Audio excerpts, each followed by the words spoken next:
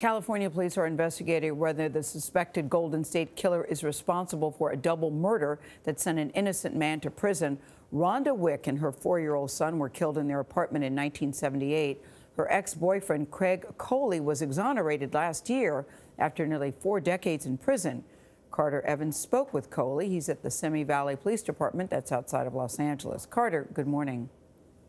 Good morning. DNA evidence proved Craig Coley was not a murderer. It also unmasked Joseph DeAngelo as the alleged Golden State Killer.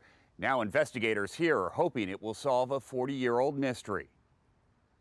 They were dear to me. I love them, and I never had time to grieve their death. 70-year-old Craig Coley spent more than half his life behind bars for a double homicide he did not commit. Now investigators are wondering if the crime might be linked to Joseph DeAngelo, the alleged Golden State Killer, suspected in 12 murders and more than 50 rapes across California. Coley was wrongfully convicted in the deaths of his ex-girlfriend, Rhonda Wicht, who was raped and strangled, and her 4-year-old son, Donald, who was suffocated. Do you think the Golden State Killer could be responsible? That's a possibility. I think that there are other suspects that are more likely. What if he does turn out to be the killer? Well, it'll be solved. You know, maybe the family can rest. Maybe they can relax. How about you? I could care less about him. Simi Valley police have asked for a comparison of DeAngelo's DNA with Wicht's actual killer. Joseph May is the department's deputy chief. The DNA will tell the true story.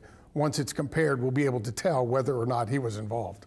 DeAngelo has already been charged with 2 murders in Ventura County, where Simi Valley is located. He allegedly killed Lyman and Charlene Smith in 1980, 2 years before Wicht and her son were murdered. If it doesn't come back a match, we have other leads that we're looking at. One thing is, it'll be good that we know we've eliminated a suspect. Last year, police recovered long-lost crime scene evidence and tested it for DNA, technology not available at the time of Coley's trial. The results ruled Coley out as the murderer.